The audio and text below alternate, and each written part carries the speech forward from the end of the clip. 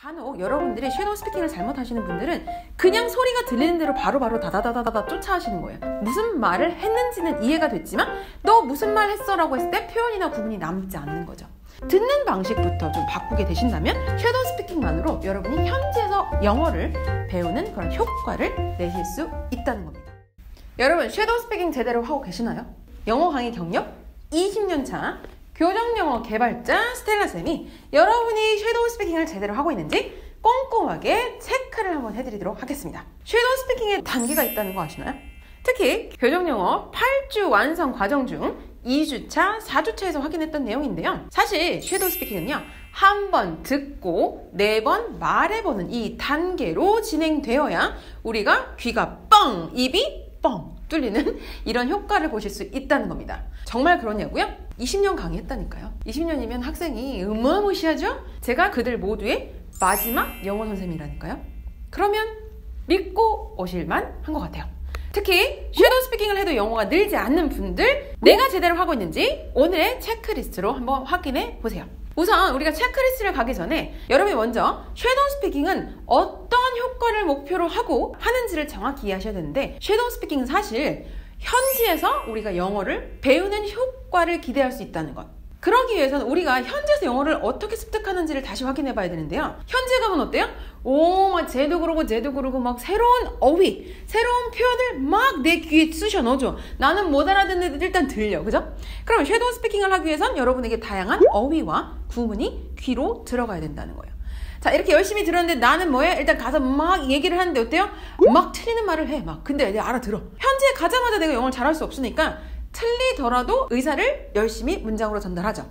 그럼 어때요? 혹시 너희 말이 이 말이야? 이러면서 원어민이 나의 문장을 다른 방식으로 고쳐주겠어요. 그랬더니 맞아 얘기하면서 오늘 원어민한테 배운 표현, 오늘 원어민한테 배운 다양한 문법들을요, 어떻게 해요? 집에 와서 꾹꾹 노트에 눌러 담아야죠.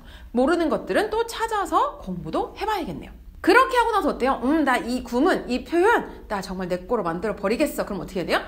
자주 반복해서 말하는 연습을 해보기도 하고, 내가 그 말을 활용할 상황이 있다라면 실제 상황에서 활용도 해보고, 이것이 바로 섀도우 스피킹의 효과이자 목표인데요. 사실 교정영어에서는 이 단계를 5단계로 설명하고 있습니다. 원어민의 어휘와 구문을 듣는 단계, 첫 단계, 공감하여 듣기. 틀리더라도 나의 말을 해보는 단계, 요약하여 말하기 단계. 내가 한 말을 원어민이 피드백 주는 비교하며 말하기 단계. 이렇게 들은 어휘와 이렇게 배운 문법 등을 집에 가서 공부해보는 필사하며 말하기 단계. 그리고 이렇게 인풋한 표현들을 내가 실전에서 활용해보는 단계, 섀도우 스피킹 단계입니다. 아셨죠? 섀도우 스피킹은 한 번 듣고 4번 말하는 과정을 거치게 됩니다.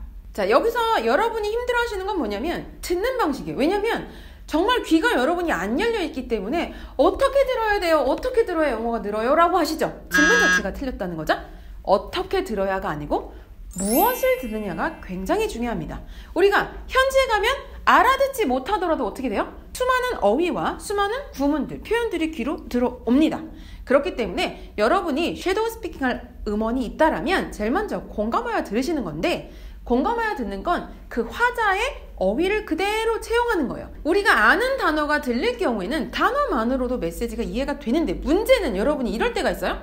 들을 땐 알겠는데 기억나는 단어가 없어요 라고 하시는 경우가 있어요. 우리에게 새로운 어휘, 그 다음에 익숙하지 않은 구문, 너무 어려운 문법을 활용한 문장의 경우, 여러분들은 이 내용을 이해하기 위해 자연스럽게 한국말로 해석을 하시죠. 해석을 하고 나면 어때요? 분명히 무슨 말인지는 알겠는데 듣고 나면 한국말로 해석을 했기 때문에 남는 어휘가 없다는 거예요.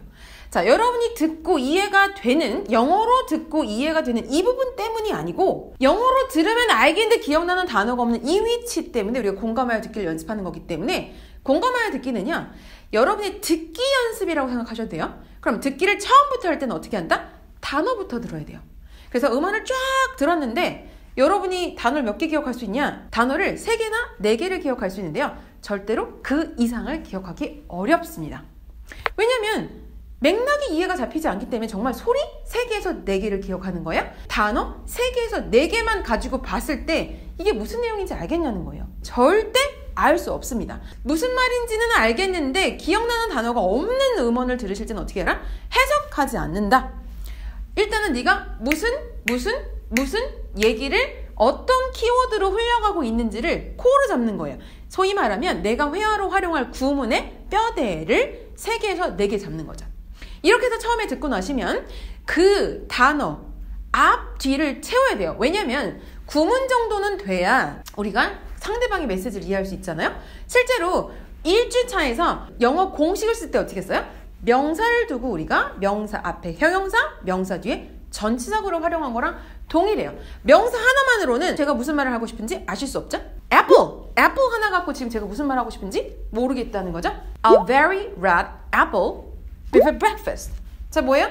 건강 챙기란 얘기예요. 그러니까 여러분들이 실제로 공감해 들을 때 특히 어려운 단어, 모르는 구문, 어려운 문법이 들어간 경우일수록 단어 3개 또는 4개의 뼈대를 잡아 놓으시고 다음 들으실 때는 이 명사의 앞, 뒤를 무조건 소리로 채워내시고 나서 구문을 봤더니 어때요? 아, 이런 얘기였어가 나중에 여러분한테 맥락상 잡히게 될 거예요. 그래서 조금 나와 난이도가 좀 맞는 경우는 공감하여 듣기가 어렵지 않으실 거고요. 반드시 공감하여 들으실 때 모르는 정말 도전적인 포인트에서는 단어 3-4개부터 시작한다는 걸 반드시 기억해 주시면 됩니다. 자, 공감하여 듣기는 항상 여러분들이 어려워하시기 때문에 다시 한번 확인했고요. 자, 섀도우 스피킹 단계는 한 번 듣고 4번 말하기예요. 자, 공감하여 듣기 단계만 잘 넘으신다면 말하는 건 어렵지 않아요. 첫 번째 말하기. 공감해서 들은 단어 또는 구문을 빌려서 말해봅니다. 아까 얘기했죠?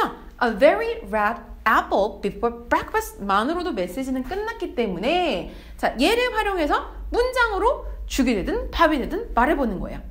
Why don't you have a very red apple before breakfast? I have to have a very red apple before breakfast. A very red apple before breakfast is very good for your health. 아무렇게나. 저는 다 맞는 문장으로 말했지만 여러분들은 어때요?